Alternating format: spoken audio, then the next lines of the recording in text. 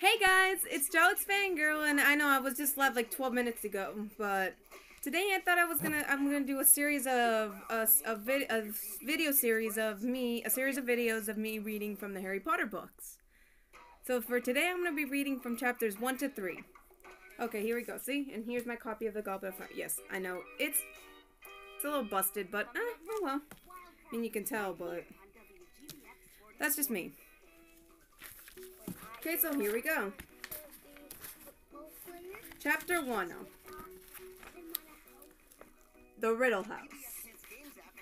The villagers of Little Hangleton still called it the Riddle House, even though it had been many years since the Riddle family had lived there. It stood on a hill overlooking the village, some of its windows boarded. Tiles missing from its roof, and ivy spreading unchecked over its face. Once a fine-looking manor and easily the largest and grandest building for miles around, the Riddle's house was now damp, derelict, and unoccupied. The Little Hangleton all agreed that the old house was creepy. Half a century ago, something strange and horrible had happened there, something that the older inhabitants of the village still liked to discuss when topics for gossip were scarce. The story had been picked over so many times and had been embroidered in so many places that nobody was quite sure what the truth was anymore. Every version of the tale, however, started in the same place. Here's the story. 50 years before, at daybreak on a fine summer's morning, when the Riddle house had still been well kept and impressive, a maid had entered the drawing room to find all three Riddles dead. The maid had run screaming down the hill into the village and roused as many people as she could. Lying there with their eyes wide open, cold as ice, still in their dinner things. The police were summoned, and the whole of Little Hangleton had seized with shocked curiosity and ill-disguised excitement. Nobody wasted a breath pretending to feel very sorry about the Riddles, for they had been most unpopular. Elderly Mr. and Mrs. Riddle had been rich, snobbish, and rude, and their grown-up son Tom had been, if anything, worse. Dun dun dun! All the villagers cared about was the identity of their murderer, for plainly 3 apparently healthy people did not drop dead of natural causes on the same night. The hanged man, the village pub, did a roaring trade that night. The whole village seemed to have turned out to discuss the murders. They were rewarded for leaving their firesides when the Riddle's cook arrived dramatically in their midst and announced, to the suddenly silent pub, that a man called Frank Bryce had just been arrested. Frank? Cried several people. Never! Frank Bryce was the Riddle's gardener. He lived alone in a rundown cottage on the grounds of the Riddle house. Frank had come back from the war with a very stiff leg and a great dislike of crowds and loud noises, and had been working for the Riddles ever since. There was a rush to buy the cooked drinks and hear more details. Always thought he was odd, she told the eagerly listening villagers after a fourth sherry. Unfriendly-like. I'm sure if I've offered him a couple once, I've offered it 100 times. Never wanted to mix, he didn't. Ah, now, said a woman at the bar. He had a hard war, Frank. He likes a quiet life. That's no reason to. Who else had a key to the back door then? Barked the cook. There's been a spare key hanging in the gardener's cottage far back as I can remember. Nobody forced the door last night. No broken windows. All Frank had to do was creep up to the big house while we was all sleeping. The villagers exchanged dark looks.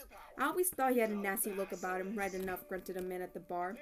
Worf turned him funny if you ask me, said the landlord. Told you I wouldn't like to get on the wrong side of Frank, didn't I, Dot? Said an excited woman in the corner. Horrible temper, said Dot fervently. I remember when he was a kid. By the following morning, hardly anyone in Little Hangleton doubted that Frank Bryce had killed the Riddles. But over in the neighboring town of Great Hangleton, in the dark and dingy police station, Frank was stubbornly repeating again and again that he was innocent, and that the only person he had seen near the house on the day of the Riddle's death had been a teenage boy, a stranger, dark-haired and pale. Nobody else in the village had seen any such boy, and the police were quite sure that Frank had invented him. Then, just when things were looking very serious for Frank, the report on the Riddle's bodies came back and changed everything. The police had never read an audit report. A team of doctors had examined the bodies and had concluded that none of the Riddles had been poisoned, stabbed, shot, strangled, suffocated, or, as far as they could tell, harmed at all. In fact, the report continued in a tone of unmistakable bewilderment, the Riddles all appeared to be in perfect health.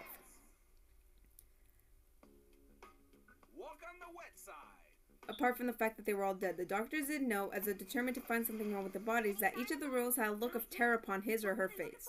But as the frustrated police say, whoever heard of 3 people being frightened to death? As there was no proof that the Riddles had been murdered at all, the police were forced to let Frank go. The Riddles were buried in the Little Hangleton churchyard, and their graves remained objects of curiosity for a while. To everyone's surprise, and amid a cloud of suspicion, Frank Bryce returned to his cottage on the grounds of the Riddle House. As far as I'm concerned, he killed them, and I don't care what the police say, said Dotton the hangman. And if he had any decency, he'd leave here, knowing as how he knows he did it. But Frank did not leave. He'd stayed to tend the garden for the next family who lived in the Riddle House, and then the next. So that's it. For neither family stayed long. Perhaps it was partly because of Frank that the new owner said there was a nasty feeling about the place, which, in the absence of inhabitants, started to fall into disrepair. The wealthy man who owned the Riddle House these days neither lived there nor put it to any use. They said in the village they kept it for tax reasons. Though nobody was very clear what these might be, the wealthy owner continued to pay Frank to do the gardening, however. Frank was nearing his 77th birthday now, very deaf, his bad legs stiffer than ever, but could be seen pottering around the flower beds in fine weather, even though the weeds were starting to creep up on him, try as they might to suppress them. Weeds were not the only things Frank had to contend with either. Boys from the village made a habit of throwing stones through the windows of the Riddle House. They rode their bicycles over the lawns Frank worked so hard to keep smooth. Once or twice, they broke into the old house for a dare. They knew that old Frank's devotion to the house and grounds amounted almost to an obsession, and it amused them to see him limping across the garden, brandishing his stick and yelling croakily at them. Frank, for his part, believed the boys tormented him because they, like their parents and grandparents, thought him a murderer. So when Frank awoke one night in August and saw something very odd up at the old house, he merely assumed that the boys had gone one step further in their attempts to punish him. And guys, that is where we're going to leave it off, halfway through page 5. Because I need to go charge my phone. Anyway, so yeah, hope you guys like it. Please comment down below whether you want me to continue this series or not. Or if I should start reading a different series or do another type of series on my channel. Anyway, so until next time, eat lettuce, stay in school, watch kids shows, and peace out. Bye. Bye, guys. Also, make sure to like, comment, and subscribe to my channel. All my social media links will be down below. So if you want to follow me or add me on there, go right ahead. It's totally up to you, though, guys. So anyway, so until next time.